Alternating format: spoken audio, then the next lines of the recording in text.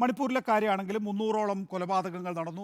ഈ ഈസ്റ്റർ ദിനം പ്രവൃത്തി ദിവസമാക്കാൻ പോലും ശ്രമിച്ചു. വലിയ പ്രതിരോധം ഉണ്ടായതിനു ശേഷമാണ് ആ പ്രവൃത്തി ദിവസമാക്കാനുള്ള തീരുമാനം മണിപ്പൂർ സർക്കാർ, ബിരേൻ സിംഗ് സർക്കാർ പിൻവലിക്കുകയൊക്കെ ചെയ്തിട്ടുള്ളത് എന്നുള്ളതാണ്. നിങ്ങൾക്ക് ആഗ്രഹമുണ്ട്, കേരളത്തിലെ ബി ജെ പിക്കാർക്ക് ആഗ്രഹമുണ്ട്. പക്ഷേ അത് ബി ജെ പിയുടെ ഒരു ഐഡിയോളജി, നേരത്തെ ഇവിടെ അഡ്വക്കേറ്റ് കെ അനിൽകുമാർ ചൂണ്ടിക്കാണിച്ച ആ ഐഡിയോളജി സമ്മതിക്കുന്നില്ല. അപ്പോൾ പിന്നെ എങ്ങനെയാണ് കാര്യങ്ങൾ? നികേഷ്, ഇവിടെ 5 പേരാണ്, നികേഷ് അടക്കം 5 പേരാണ് എനിക്കെതിരെ നിരന്തരം സംസാരിച്ചുകൊണ്ടിരിക്കുന്നത്. തടസ്സപ്പെടുത്താനാണെങ്കിൽ ദയവ് ചെയ്തിട്ട് എനിക്ക് അവസരം തരേണ്ടതിൽ അവർ ബാക്കിയുള്ളവർ സംസാരിച്ച് പോയിക്കൊള്ളട്ടെ. തടസ്സപ്പെടുത്താതെ സമയം തരണം. 8:36 സന്ദീപ് വാര്യർക്ക് എത്ര വേണം സമയം വേണം, ഞാൻ ഇടപെടില്ല. പക്ഷെ അത് നിങ്ങളുടെ തന്നെ വാദത്തെ നഷ്ടപ്പെടുത്തുമെന്നേ ഉള്ളൂ. ചോദ്യങ്ങൾ ഉണ്ടാകുന്നില്ലെങ്കിൽ വളരെ എന്താ പറയുക, പാസീവായി നിങ്ങളുടെ സ്റ്റേറ്റ്മെന്റ് അങ്ങ് പോവും, അത്രേ ഉള്ളൂ. നികേഷ് ചോദിക്കുന്ന ചോദ്യങ്ങൾ അർത്ഥശൂന്യമായതുകൊണ്ടാണ് പലപ്പോഴും അത് ഇന്ററപ്റ്റ് ചെയ്യാൻ വേണ്ടിയും മനുഷ്യർ കേൾക്കാതിരിക്കാൻ വേണ്ടിയും ഞാൻ അർത്ഥശൂന്യമായ ചോദ്യങ്ങൾ ചോദിക്കുന്നില്ല. ഞാനൊരു കാര്യം ചെയ്യാം, നേരത്തെ ആർക്കും 3-4 മിനിറ്റോ ഒന്നും ഒന്നിച്ചു കൊടുത്തിട്ടില്ലല്ലോ. 3 മിനിറ്റ് അല്ലെങ്കിൽ 4 മിനിറ്റ് ഇരിക്കുന്നു. ഇപ്പോൾ 8:37 4 മിനിറ്റ് സന്ദീപ് വാര്യർ പറഞ്ഞോളൂ. കാരണം നമുക്ക് യോജിച്ചു പോകാൻ കഴിയുന്നവരുമായിട്ടേ യോജിച്ചു പോകാൻ കഴിയുള്ളൂ. സന്ദീപേ, അല്ല, കഴിഞ്ഞ ദിവസം ഞാനിത് പറയാൻ കാരണം കഴിഞ്ഞ ദിവസം ചർച്ചയിൽ നിന്ന് ബി ജെ പി പ്രതിനിധി ഇറങ്ങിപ്പോയി. ഞങ്ങളെ സംബന്ധിച്ചിടത്തോളം ബി ജെ പി പ്രതിനിധി അനിവാര്യമാണ്. ഇതൊരു ജനാധിപത്യ ചർച്ചയാണല്ലോ. അത് സാധിക്കുന്നില്ല. നിങ്ങൾക്ക് ഞങ്ങളുടെ ചോദ്യങ്ങൾ അർത്ഥശൂന്യമാണെന്ന് തോന്നുകയാണെങ്കിൽ ചോദിക്കുന്നില്ല, 4 മിനിറ്റ് എടുത്തോളൂ. അല്ല, ഞാൻ മറ്റൊരു ചർച്ചയിൽ നടന്ന കാര്യത്തെക്കുറിച്ച് ഇവിടെ അഭിപ്രായം പറഞ്ഞില്ല. അത് ഞാൻ അങ്ങനെ വ്യക്തിപരമായി വിളിച്ച് ഞാൻ പിന്നീട് അതിന്റെ അഭിപ്രായം പറഞ്ഞു കൊള്ളാം. അതാണല്ലോ അതിൽ മര്യാദ എന്ന് പറയുന്നത്. ഇവിടെ ശ്രീ അനിൽകുമാർ ആദ്യഘട്ടത്തിൽ പറഞ്ഞ കാര്യം, സ്ഥിരമായിട്ട് അവർ ഉന്നയിക്കുന്ന ഒരു ക്ലീഷേ കാര്യം പറഞ്ഞു, വിചാരധാരയുമായി ബന്ധപ്പെട്ടിട്ട്. നോക്കൂ, ബെഞ്ച് ഓഫ് തോട്ട്സ് എന്ന് പറയുന്നത് ദ്വിതീയ സർസംഘചാലകായിരുന്ന ഗോൾവൾക്കറുടെ ആ കാലത്ത് നടത്തിയിട്ടുള്ള പ്രസംഗങ്ങളുടെ സമാഹാരമാണ്. ഇപ്പോഴത്തെ സർസംഘചാലക് പൂജനീയ മോഹൻ ഭഗവത്ജി കൃത്യമായിട്ട് ഈ കാര്യത്തിൽ നിലപാട് പറഞ്ഞിട്ടുണ്ട്. അദ്ദേഹം പറഞ്ഞത് RSS എന്ന് പറഞ്ഞത് അടച്ചുപിടിച്ചൊരു സംഘടനയല്ല. ആ കാലത്ത് സംസാരിച്ചത് മുഴുവൻ എല്ലാ കാലങ്ങളിലേക്കും പിന്തുടരേണ്ട ഒരു കാര്യവുമല്ല. പല കാലഘട്ടങ്ങളിലും അന്നത്തെ കോണ്ടെക്സ്റ്റിലനുസരിച്ച് പല രാഷ്ട്ര നേതാക്കളും, അന്നത്തെ കാലത്ത് സർദാർ പട്ടേലും ഗാന്ധിജിയും ഒക്കെ മുസ്ലിം സമൂഹത്തെ കുറിച്ച് പറഞ്ഞ ചില കോട്ടുകൾ ഞാനിപ്പോൾ പറയാം. അത് എല്ലാ കാലത്തേക്കും എല്ലാ നേതാക്കൾക്കും പിന്തുടരാനുള്ളതാണോ? അല്ല, അങ്ങനെ നമുക്ക് കരുതാൻ സാധിക്കില്ല. അംബേദ്കർ പറഞ്ഞ കാര്യങ്ങൾ ഇതൊക്കെ എല്ലാ കാലഘട്ടത്തിലേക്കും പിന്തുടരേണ്ടതാണ് എന്നൊരു വിവക്ഷയില്ല. RSSന് ആ നിലപാടില്ല എന്നുള്ളത് RSSന്റെ സർസംഘചാലക് വ്യക്തമാക്കിയിട്ടുള്ള സ്ഥിതിക്ക് അത് തന്നെ വീണ്ടും ചർവണം ചെയ്യുകയല്ലാതെ അനിലിന് വേറെ മാർഗമൊന്നുമില്ല. ഞാൻ പറയുന്നത് എന്താണ്, ക്രിസ്ത്യാനിറ്റിയെ ആഗോളതലത്തിൽ ഏറ്റവും അധികം ആക്രമിച്ചിട്ടുള്ളതും ലക്ഷക്കണക്കിന് കോടിക്കണക്കിന് ക്രിസ്ത്യാനികളെ അവരുടെ വിശ്വാസത്തിന്റെ പേരിൽ കൂട്ടക്കൊല ചെയ്യുകയും ചെയ്തിട്ടുള്ളത് കമ്മ്യൂണിസമാണ്, കമ്മ്യൂണിസ്റ്റ് പാർട്ടിയാണ്. അത് നിങ്ങൾ പോളണ്ട് അടക്കമുള്ള രാജ്യങ്ങൾ, അതല്ലെങ്കിൽ റഷ്യയിൽ നിന്ന് സോവിയറ്റ് യൂണിയൻ വിഭജിച്ചു പോയ രാജ്യങ്ങൾ, അവിടെ എല്ലാം ചരിത്രമെടുത്ത് പരിശോധിച്ച് നോക്കൂ. അവിടെ എത്തിസം പഠിപ്പിക്കാൻ വേണ്ടി കമ്മ്യൂണിസ്റ്റ് പാർട്ടി എന്തൊക്കെ ചെയ്തു? ക്രിസ്ത്യാനികളുടെ മക്കളെ പിടിച്ചുകൊണ്ടുപോയി നിർബന്ധിച്ച് എത്തിസം പഠിപ്പിച്ചു. പള്ളികളെ മ്യൂസിയങ്ങളാക്കി മാറ്റി. ബൈബിൾ നിരോധിച്ചു.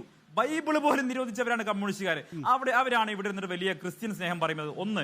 രണ്ടാമത്തെ കാര്യം, ഈ കേരളത്തിലേക്ക് കടന്നു വന്നു കഴിഞ്ഞാൽ അങ്കമാലിയിലെ വെടിവെപ്പും അതുപോലെ തന്നെ ലിറ്റിൽ ഫ്ലവർ ആശുപത്രിയിൽ ഉണ്ടായിട്ടുള്ള അക്രമവും നിരവധി, നമ്മുടെ താമരശ്ശേരി ബിഷപ്പിനെ കയറി നികൃഷ്ടജീവി എന്ന് വിളിച്ചതും അടക്കമുള്ള 100 ക്രിസ്ത്യൻ വിരുദ്ധ ഉദാഹരണങ്ങൾ CPMന്റെ ഭാഗത്തുണ്ടായ കാര്യങ്ങൾ പറയാൻ ഞങ്ങൾക്ക് സാധിക്കും. ഞാൻ അതിലേക്കൊന്നും കടക്കാൻ ആഗ്രഹിക്കുന്നത്. ഇനി ഷുക്കൂർ പറഞ്ഞ ചില കാര്യങ്ങൾ, ഷുക്കൂർ ഇവിടെ വലിയ മാനവിപക്ഷവും കോൺഗ്രസിന്റെ മതേതരത്വമൊക്കെ പറയുന്നു. ആയിരക്കണക്കിന് സിഖുകാരെ കൂട്ടക്കൊല ചെയ്തതിന്റെ പാപക്കറ കയ്യിലേന്തിയ ഒരു പാർട്ടിയാണ് കോൺഗ്രസ് എന്നുള്ളത് മറക്കരുത്. നിങ്ങൾ ഭരിക്കുന്ന കാലത്താണ് നോർത്ത് ഈസ്റ്റിൽ ഏറ്റവും വലിയ കലാപങ്ങൾ ഉണ്ടായത്, വംശീയ കലാപങ്ങൾ ഉണ്ടായത്. ആ വംശീയ കലാപങ്ങൾ മണിപ്പൂരിനെ വർഷങ്ങളോളം ഒറ്റപ്പെട്ട് കിടത്തിയപ്പോൾ നിങ്ങളൊന്നും അങ്ങോട്ട് കടന്നു ചെന്നിട്ടില്ല. നോർത്ത് ഈസ്റ്റ് സംസ്ഥാനങ്ങളിൽ ആദ്യമായി വികസനത്തിന്റെ വെള്ളി വെളിച്ചമെത്തിയത് നരേന്ദ്രമോദി ഭരിച്ചതിന് ശേഷമാണ്.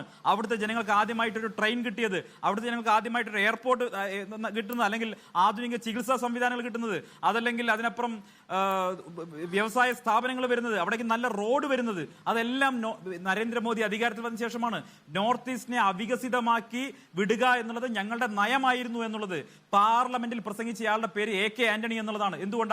ചൈന പേടി കാരണം. ഞങ്ങളാണ് നയം മാറ്റി നോർത്ത് ഈസ്റ്റിലേക്ക് വികസനം കൊണ്ടുവന്നത്. അതുകൊണ്ടാണ് നോർത്ത് ഈസ്റ്റിലെ ക്രിസ്ത്യാനികൾ അടക്കമുള്ളവർ BJPക്ക് വോട്ട് ചെയ്ത് അവിടെ നിരവധി സംസ്ഥാനങ്ങളിൽ ഇപ്പോൾ BJPയുടെ ഭരണമുള്ളത്. നിങ്ങൾ എന്തൊക്കെ പറഞ്ഞാലും ആ ജനങ്ങൾ BJPക്ക് എതിരായി വോട്ട് ചെയ്യാൻ പോകുന്നില്ല. നിങ്ങൾ തെരഞ്ഞെടുപ്പ് കഴിയുമ്പോൾ മനസ്സിലാവും. ഇനി ജേക്കബ് ജോർജ് പറഞ്ഞ കാര്യങ്ങൾ, ജേക്കബ് ജോർജിന്റെ എന്താ പറയാ പുണ്യാളം ചമഞ്ഞുള്ള പ്രസ്താവനകളും അദ്ദേഹത്തിന്റെ മാധ്യമ പ്രവർത്തന രംഗത്ത് എന്തോ വലിയ കാര്യങ്ങൾ ചെയ്തു എന്ന് പറയുന്നുണ്ടല്ലോ. എന്നിട്ട് ഞാൻ എന്തോ നുണ പറഞ്ഞു എന്ന് അദ്ദേഹം പറയണം, അല്ലെങ്കിൽ ഞാൻ പറയാൻ പാടില്ല ചില കാര്യങ്ങൾ പറഞ്ഞു എന്ന് അദ്ദേഹം പറയണം. ഞാൻ എപ്പോഴാണ് മണിപ്പൂരിലെ കലാപത്തെ ന്യായീകരിച്ചത്? ഞാൻ എപ്പോഴാണ് മണിപ്പൂരിൽ ഉണ്ടായ കലാപത്തെ ഞാൻ അങ്ങനെയല്ലല്ലോ പറഞ്ഞത്. ഞാൻ പറഞ്ഞതാണ് ഇന്ത്യയുടെ ആഭ്യന്തരമന്ത്രി അങ്ങോട്ട് കടന്നു ചെന്നു, 5 ദിവസം അവിടെ തുടർച്ചയായി ക്യാമ്പ് ചെയ്തു, അവിടുത്തെ കലാപം അവസാനിപ്പിക്കാനുള്ള ശക്തമായ നടപടികളുണ്ടായി, അവിടുത്തെ 2 വിഭാഗങ്ങളെയും കൊണ്ട് ആയുധം താഴെ വെപ്പിച്ചു, അതിന്റെ ഭാഗമായിട്ട് ഇന്ന് അവിടെ സമാധാനമുണ്ട്. എന്നിട്ട് ഇവിടെ ഇരുന്നിട്ട് പറയുകയാണ് ഒന്നും ചെയ്തില്ല. എന്നിട്ട് അദ്ദേഹം വലിയ രാഷ്ട്രീയ ചിന്തകനെ പോലെ അങ്ങ് കോൺഗ്രസിന് വേണ്ടിയിട്ട് അങ്ങ് ഒലിക്കുകയാണ്.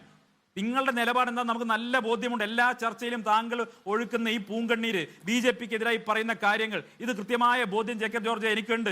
അതുകൊണ്ട് ആ ബഹുമാനം മാത്രമേ താങ്കളോട് എനിക്കുള്ളൂ. താങ്കൾ പറയുന്നത് പച്ചക്കള്ളമാണെന്നും കോൺഗ്രസ് നടത്തിയിട്ടുള്ള സിഖ് വിരുദ്ധ കലാപം ഉൾപ്പെടെയുള്ള കാര്യങ്ങൾ ഭംഗിയായി ഒളിപ്പിച്ചു വെച്ചുകൊണ്ട്, താങ്കളുടെ രാഷ്ട്രീയം ഒളിപ്പിച്ചു വെച്ചുകൊണ്ടാണ് താങ്കൾ ചർച്ചകൾ സംസാരിക്കുന്നത്. എനിക്ക് നല്ല ബോധ്യമുണ്ട്. താങ്കൾക്ക് അത്രയും മറുപടിയുള്ളൂ. ഇനി ബഹുമാനപ്പെട്ട തെലക്കാട്ടച്ചൻ പറയുന്ന കാര്യങ്ങൾ, അദ്ദേഹം ഈ കാര്യങ്ങൾ വസ്തുതകൾ മനസ്സിലാക്കാൻ ശ്രമിക്കണം. അദ്ദേഹത്തിനോട് മറുപടി പറയട്ടെ. അദ്ദേഹം ഈ വസ്തുതകൾ മനസ്സിലാക്കാൻ ശ്രമിക്കണം. ലോകത്ത് ക്രിസ്ത്യൻ സമൂഹം പെർസിക്യൂഷൻ അനുഭവിക്കുന്ന രാജ്യങ്ങൾ ഏതൊക്കെയാണെന്ന് അദ്ദേഹം ഒന്നും മനസ്സിലാക്കാൻ ശ്രമിക്കണം. ഹിന്ദുത്വ ശക്തികൾ അല്ലെങ്കിൽ സംഘപരിവാർ ശക്തികൾ അവരുടെ ദളിതരോടുള്ള സമീപനം എന്താണെന്ന് അദ്ദേഹം ചോദിച്ചു. ഞങ്ങളുടെ ദളിതരോടുള്ള സമീപനം, ഞങ്ങളുടെ പിന്നോക്കക്കാരുടെ സമീപനം ഞങ്ങൾ കാണിച്ചു തരാം. ഇന്ത്യയുടെ രാഷ്ട്രപതിയായിട്ട് ഞങ്ങൾ കൊണ്ടുവന്നിട്ടുള്ളത് കഴിഞ്ഞ തവണ പട്ടിക ജാതി വിഭാഗത്തിൽ നിന്ന് ഒരാളായിരുന്നെങ്കിൽ ഇത്തവണ പട്ടിക വർഗ വിഭാഗത്തിൽ നിന്ന് ഷെഡ്യൂൾഡ് ട്രൈബ് വിഭാഗത്തിലെ ഒരു വനിതയാണ്. ഞങ്ങളുടെ പ്രധാനമന്ത്രി ഒരു പിന്നോക്ക വിഭാഗക്കാരനാണ്.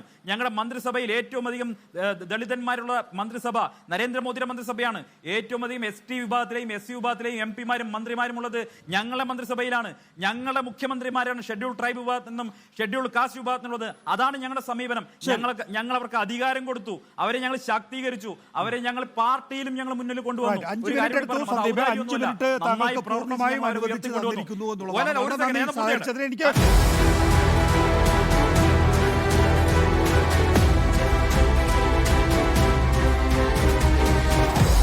Debate with MV Nikesh Kumar.